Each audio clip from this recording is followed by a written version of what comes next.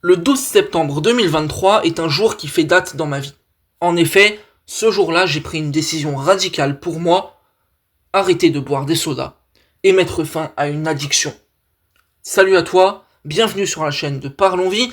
Aujourd'hui, j'aimerais te raconter en toute humilité mon histoire, mon addiction au soda, principalement au coca, comment a été mon chemin pour m'en sortir et quelles ont été les difficultés que j'ai pu rencontrer et que tu rencontres peut-être si jamais tu es addict à quoi que ce soit dans ta vie pour te permettre d'arrêter. Ce podcast, il est là pour être en toute humilité, pour raconter mon histoire, pour te conter peut-être et t'aider à te sortir de quelque chose qui te pose problème, mais surtout te permettre de te donner la motivation. Parce que les addictions, bien sûr, c'est quelque chose de très très compliqué, mais crois-moi sincèrement, j'en ai fait l'expérience personnellement, et j'ai vu un ami qui était lui addict aux paris sportifs, et on a réussi tous les deux à s'en sortir. Bien sûr, le chemin a été compliqué, mais je te dis ces paroles en toute sincérité. You can do it, comme on dit. Tu peux le faire. Et tu vas le faire. D'abord, comment je définis l'addiction ? Pour moi, mon addiction au soda, simple, de manière très claire, j'organisais mes journées et mes pensées en fonction de ça. En fait, ma vie à l'époque, c'était une vie où j'étais pas forcément bien dans ma peau, j'étais seul, pas forcément en réussite scolaire, et comme je te l'ai raconté dans mon premier podcast, j'étais perdu dans ma vie. Et ça m'a posé beaucoup de problèmes parce qu'à un moment donné, quand tu n'es pas bien dans ta tête, tu ne peux pas prendre des décisions rationnelles ou des décisions qui sont bonnes pour toi. En tout cas, ça rend les choses beaucoup plus compliquées parce que ton cerveau, j'estime, ne fonctionne pas de la manière la plus optimale. Et en fait, ce qui se passait à l'époque, c'est que j'étais étudiant, donc j'étais en cours, et j'étais là. Ouais, c'est cool, je suis en cours, c'est bien, nanani, nanana. Mais en fait, le seul truc qui me préoccupait, c'était d'arriver le midi pour pouvoir aller au Carrefour City du coin comme un homme absolument minable que je pensais être, d'aller prendre mes 50 centilitres de coca, voir le litre, de manger mon repas, de prendre une canette l'après-midi, et le soir, de rentrer et de me faire, pardonne-moi, un festin de coca avec, tiens-toi prêt, minimum 1 litre par soir. Les amis, je pense que vous vous rendez compte et vous êtes peut-être choqués de ce que je viens de vous annoncer, mais c'est choquant d'entendre que quelqu'un boit au moins 1 litre de soda par jour. Je pense que tu te rends peut-être pas compte, mais il y a des conséquences sur la santé qui sont absolument désastreuses et auxquelles on n'est pas forcément sensibilisé, face auxquelles on n'a pas forcément de prévention. Mon prime, clairement, à Paris, ça a été mes soirées où je buvais 2 litres de coca, et là, je te parle simplement de la soirée. C'est-à-dire que je te parle même pas du moment où j'étais le midi pour aller chercher mon repas, et je te parle même pas de la canette ou des 2 canettes que je prenais l'après-midi. Là, je te parle de la soirée. Et pour moi, c'était terrible. Et franchement, quand j'allais chez ma mère, notamment le week-end, parce que je rentrais chez mes parents principalement à l'époque, c'était pas mieux. C'était pas mieux parce qu'en fait, dès que ma mère ouvrait une canette, mon addiction prenait le dessus. C'est-à-dire que j'avais quand même le contrôle de me dire, je ne vais pas prendre de coca maintenant, notamment le matin, mais par contre, dès qu'une canette était ouverte, dès qu'il était approximativement 11h midi, là tu pouvais dire adieu à ton stock de canettes. Et ça, c'est ce que je te définis comme étant mon addiction.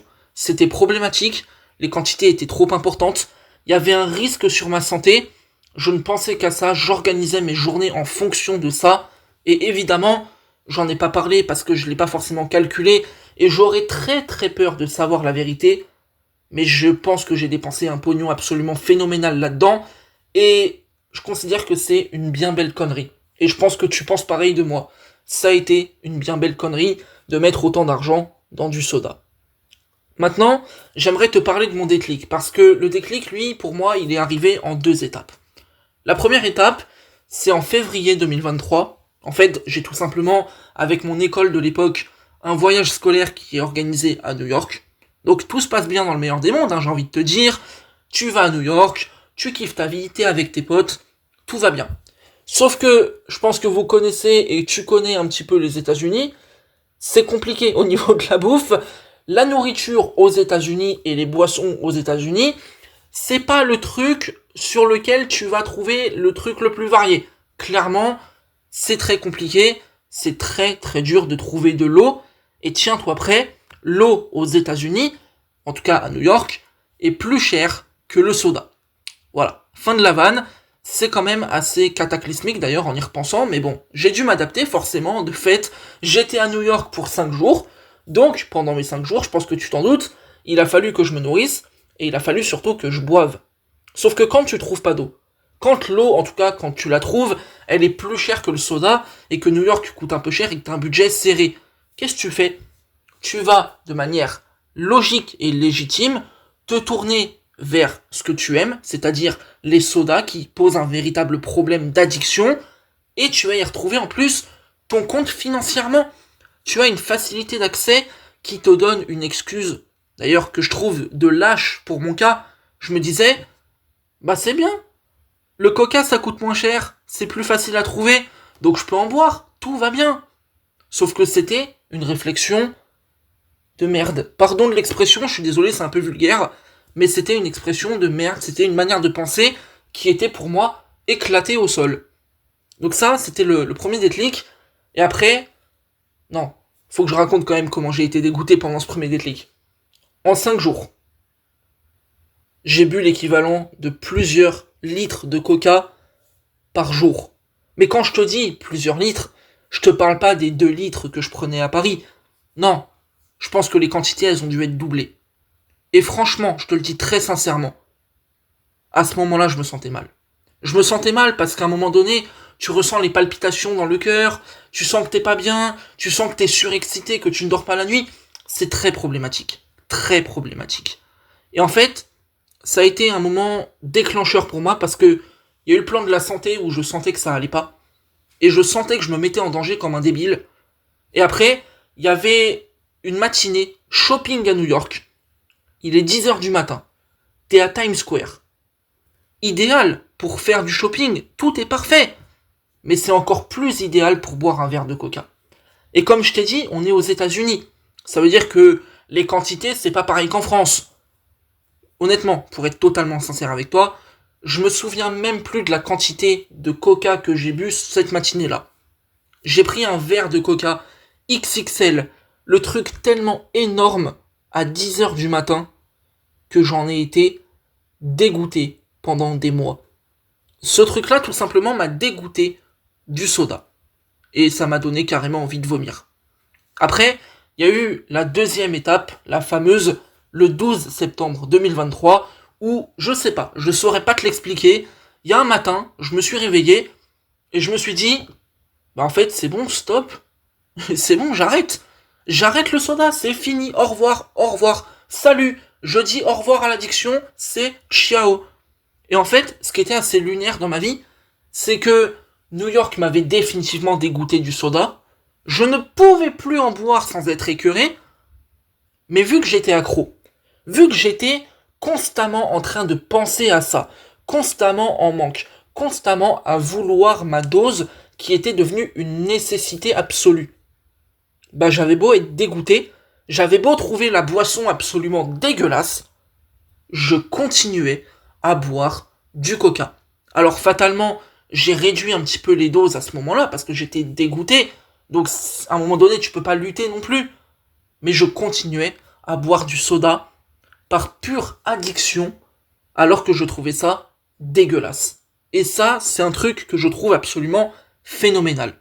Et donc, ce 12 septembre 2023, je ne saurais vraiment pas te l'expliquer. Je me suis réveillé, je me suis dit, ouais, c'est bon, stop en fait. On arrête. On arrête l'addiction, c'est fini. Je ne bois plus une goutte de soda. Terminé. Et c'est ce que j'ai dit. J'ai dit, à partir d'aujourd'hui, je ne bois plus une goutte de soda. Et ce que j'ai fait, parce qu'à l'époque j'étais retourné chez mes parents, j'ai dit à ma mère, maman, tu ne m'achètes plus aucun soda, le coca, tout ce que tu veux, tu oublies. Quand vous passez à table, que vous prenez du coca, que vous êtes à un repas de famille, que vous prenez du Fanta, je sais pas quoi, ne me le proposez plus, je n'en boirai plus jamais de ma vie. Et ce jour-là, ça a été une date capitale pour moi, parce que j'ai eu un déclic. Parce que il y a eu un truc dans mon cerveau qui s'est passé.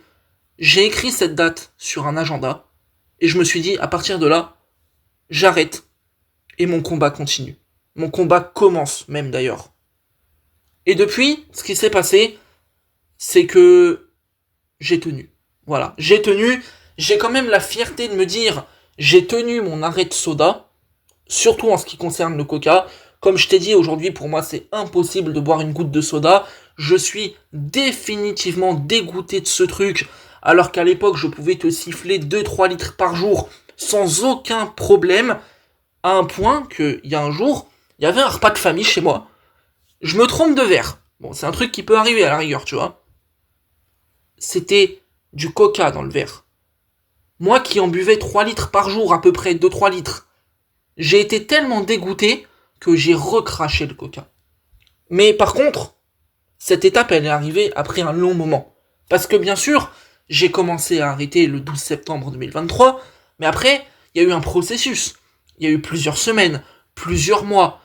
Et très sincèrement, pour être totalement franc avec toi, arrêter une addiction, c'est très, très, très compliqué. Et je dis pas ça pour te décourager, toi peut-être qui a une addiction.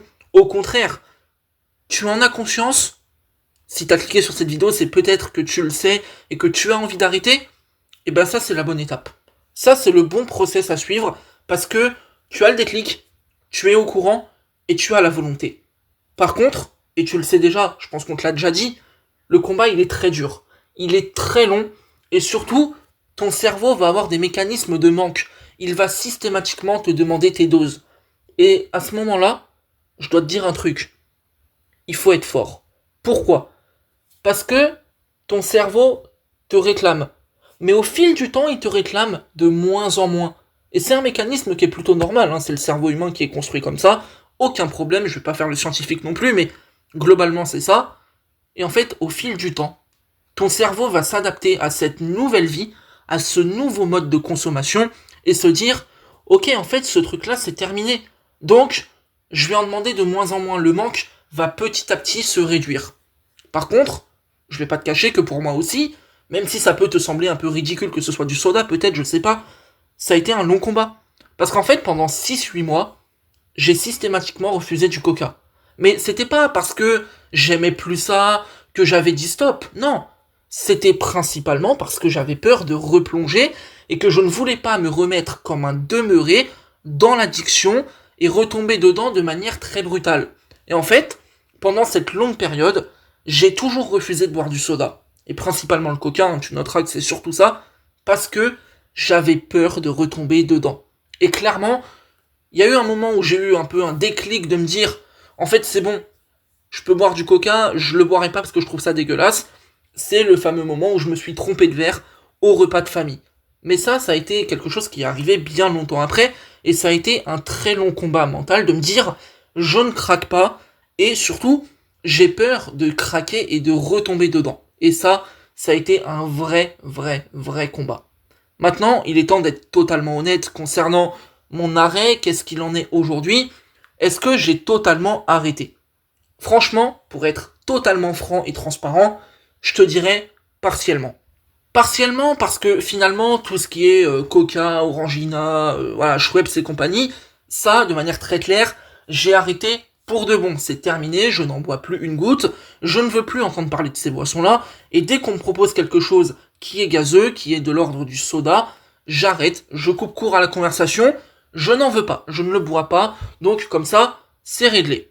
Par contre, pour être totalement franc, je bois quand même un petit peu de gazeux encore aujourd'hui, alors qu'à la base, j'avais dit que j'arrêtais totalement, parce qu'aujourd'hui, je bois un tout petit peu de tourtel twist et de l'eau pétillante. Alors, je considère que c'est quand même un peu mieux que le coca et compagnie que je buvais avant, et surtout, ce qui est bien pour moi, c'est que, oui, je bois un peu de tourtel twist et un peu d'eau pétillante, mais très sincèrement, les quantités, elles sont ridicules. C'est-à-dire que quand je consomme ces boissons-là, eh ben c'est à toute petite échelle, c'est vraiment une fois de temps en temps, pour des occasions un peu particulières. Genre, je vais au resto, je vais voir la grand-mère, je vais aller boire ce type de boisson, mais globalement, le reste de l'année, je n'y touche pas, il n'y a aucun problème.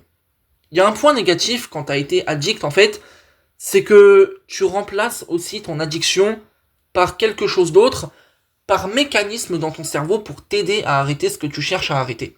Et en fait, là où c'est un peu problématique dans mon cas, c'est que oui, je ne bois plus de coca, je ne bois plus d'orangina et compagnie, c'est une chose, et j'en suis très content, mais par contre, je dois totalement l'admettre, j'ai remplacé le coca par l'ice tea.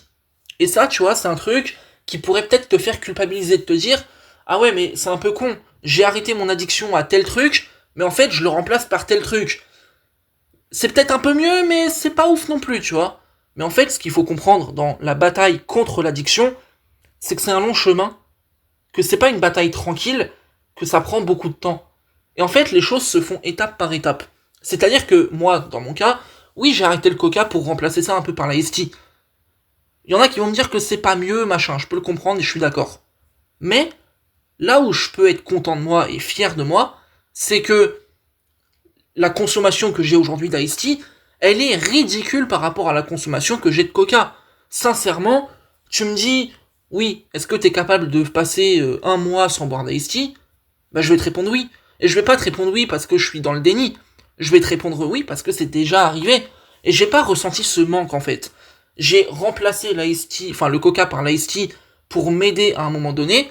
Maintenant, aujourd'hui, si tu me proposes de l'eau, et je l'ai déjà fait pendant un mois ne boire que de l'eau, je m'en suis sorti de manière impeccable, parce que les choses ont pris leur temps, que le processus s'est fait tranquillement étape par étape, et aujourd'hui, je bois de l'ice tea parce que j'aime ça, mais par contre, on n'est plus dans l'ordre de l'addiction.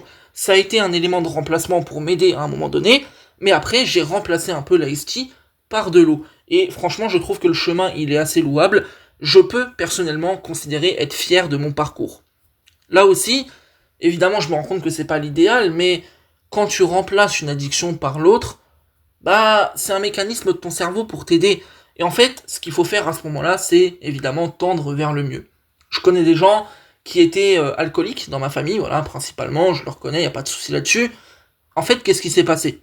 Il y en a un qui a arrêté l'alcool de manière définitive, de manière très claire, et je suis vraiment fier de lui. Et en fait, il avait deux choix. Soit il remplaçait l'alcool par une autre addiction qui était pas forcément ouf, mais qui était peut-être un peu mieux, entre guillemets, ou alors il remplaçait ça par quelque chose de vraiment clean, et c'est le choix qu'il a réussi à faire, mais surtout à tenir.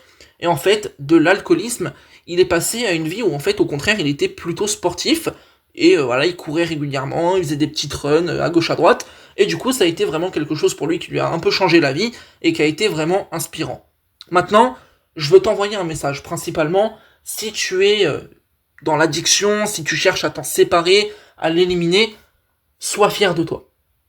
Très sincèrement, je te dis ces mots et écoute-les bien, sois fier de toi.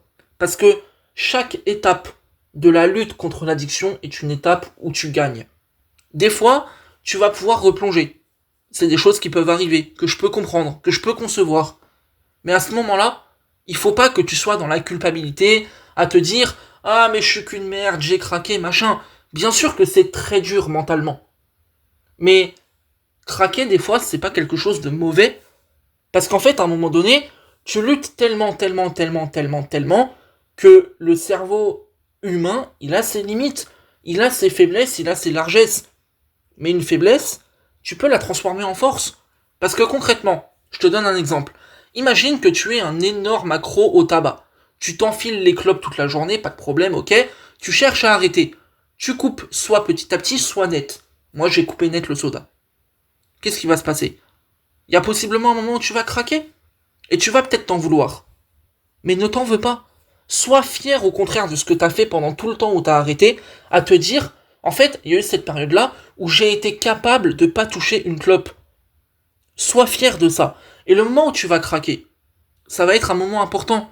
Et c'est le moment où il faut pas culpabiliser, mais au contraire, transformer ta faiblesse, entre guillemets, en force. C'est-à-dire, ok, j'ai craqué. Mais justement, je sais que j'ai craqué une fois, alors je vais faire en sorte de pas craquer la deuxième.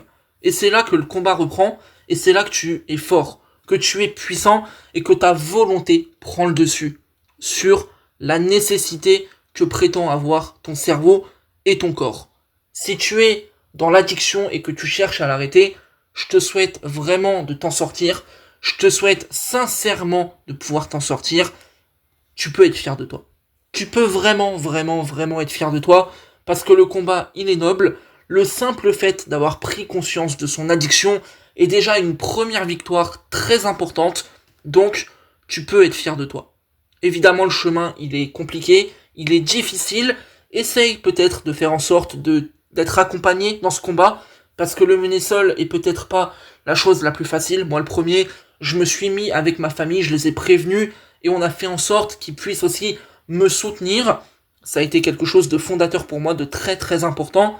Évidemment, si tu peux changer tes fréquentations, ton environnement, c'est la chose peut-être la plus importante à faire, parce que si tu es alcoolique, que tu fumes des clopes ou que sais-je encore, principalement, tu le fais avec un certain groupe d'amis, tu le fais dans certains lieux et tu le fais dans un certain contexte. Si tu ne changes pas ce contexte-là, ton cerveau va avoir quand même des chances de replonger. Alors ce que je te souhaite, ce que je te conseille à ma modeste échelle, c'est de pouvoir changer ça, de pouvoir te mettre dans un chemin qui est le tien, qui te plaît, et crois-moi, ce combat contre toi-même, peut-être le combat le plus dur de ta vie, et bah tu vas aller le gagner. C'était Parlons Vie. On se retrouve très bientôt sur la chaîne pour d'autres sujets. J'espère que mon histoire a pu t'aider, peut-être t'inspirer, peut-être te donner un peu de motivation. En tout cas, on se retrouvera bientôt pour d'autres sujets. N'hésite pas à liker et à t'abonner à la chaîne parce que ça me soutient énormément. Je suis tout nouveau sur YouTube. On se retrouve bientôt et salut.